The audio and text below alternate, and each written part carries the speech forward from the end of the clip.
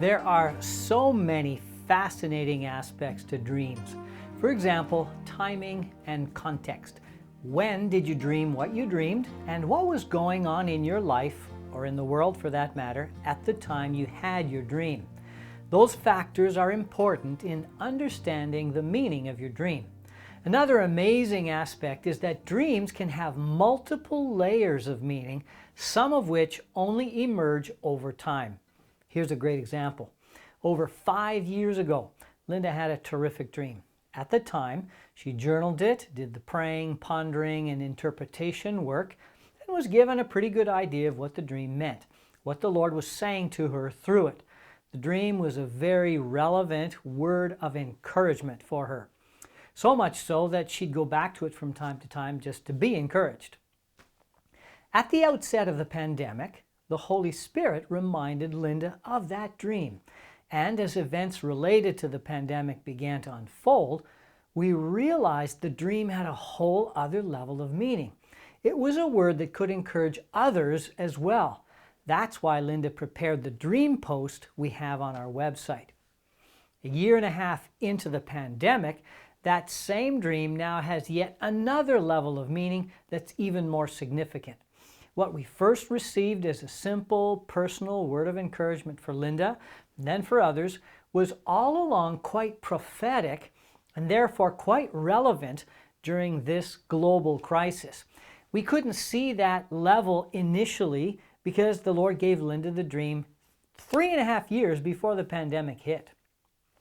How could anyone have foreseen the level of spiritual warfare we're currently in the midst of? Well, God did, and in His goodness sent this word of encouragement and reassurance well in advance of these events.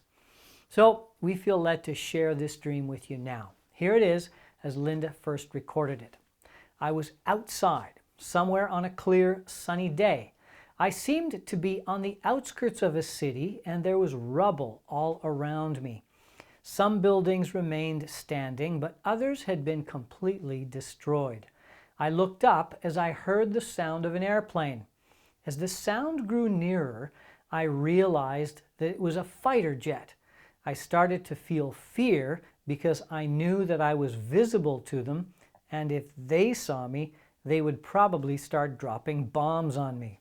Suddenly, a tall, muscular man came up behind me, silently grabbed me by the waist with his left arm, picked me up and brought me effortlessly next to the wall of a building in a corner.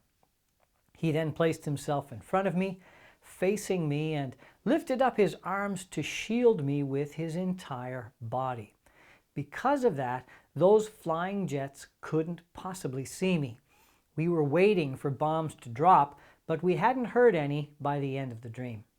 The man never said a word. I knew that he was tall and muscular, but I never really saw him clearly. The only thing I remember is his left arm, very powerfully built. End of dream. All right, so let's start by identifying the focus, 3 sub-focuses, as well as several important details. The focus is Linda. Now, that might sound obvious, but the person dreaming isn't always the focus. So it's important when you interpret any given dream to determine if that's the case or not. The sub-focuses are the city ruins, the muscular man, and the fighter jets. Each of these also have a few details that are worth noting. The ruins are on the outskirts of town. The man is tall, powerfully built, and offers protection, and he used his left arm to rescue her. Another thing worth noting is that the day is clear and sunny. That's vital to understanding the overall meaning of any dream, because bright, sunny dreams mean the Lord is very much present to you in the events that occur. That means this is a positive dream. Now, let's look at the meaning of the symbols and details. Linda's in the midst of rubble and ruins. What does that suggest to you?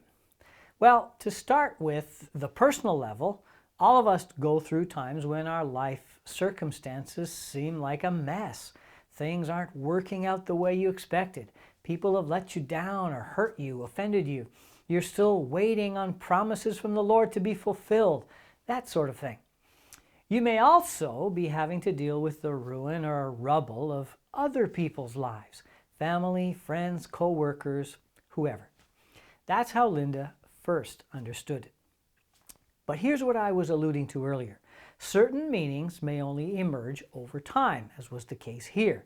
The rubble and ruins of a city may be pointing to something on a larger scale, perhaps even global events, and indicates that this is not something of Linda's making.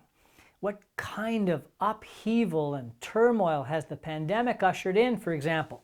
Total lockdowns and quarantines in some cases, economic stresses and pressures, an unprecedented number of natural disasters, the threat of further loss of our freedoms, in some quarters direct persecution of Christians or anyone not in agreement with the party line. You get the picture. Then we have the fighter jets. They not only indicate wartime or warfare, but in this case, they're enemy, not allied jets. Now, jets operate in the air, or in what the Bible refers to as the heavens. The attack is from above. What does that evoke? St. Paul tells us that our battle is not against flesh and blood, but against the principalities, against the powers, against the world rulers of this present darkness, against the spiritual hosts of wickedness in the heavenly places. The jets, therefore, are symbolic of demons and the constant threat of spiritual attack that we're under.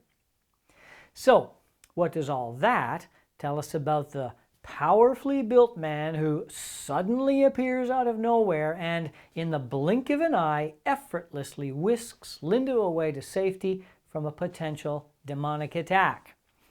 You got it. He's an angel. That's fairly obvious, isn't it? But what's the significance of his use of his left arm? Well, the left and right side have different meaning. The right side indicates the power to execute, to accomplish, to fulfill. The scriptures speak of God saving us with his mighty right hand. In heaven, Jesus, for example, sits at the Father's right hand. Jesus has fulfilled all he was destined to accomplish. The left side corresponds to what we're called to do, or our destiny. So the Lord's telling Linda that the angel in this dream is specifically called to protect her. That's his destiny, to watch over and keep her safe in the midst of danger. How cool is that? So, all these symbols and events are intended to communicate something to Linda, right? It's a message from the Lord. So, how do we articulate that in simple terms? Especially now that we have the broader prophetic perspective that makes the message one to everyone or anyone. Here's one way to say it. Linda, I've got your back. I have you covered. I know you're in a dangerous and frightening season. All is being overthrown. You feel alone and surrounded by ruin and rubble, the threat of danger, but you're not alone. Know that you always have my protection through your guardian angel. Though the devil is looking to destroy you, your angel is always near at hand to intervene and bring you to safety. Trust. Be at peace. I am your shield and protection. Rest in the shadow of my wings and trust.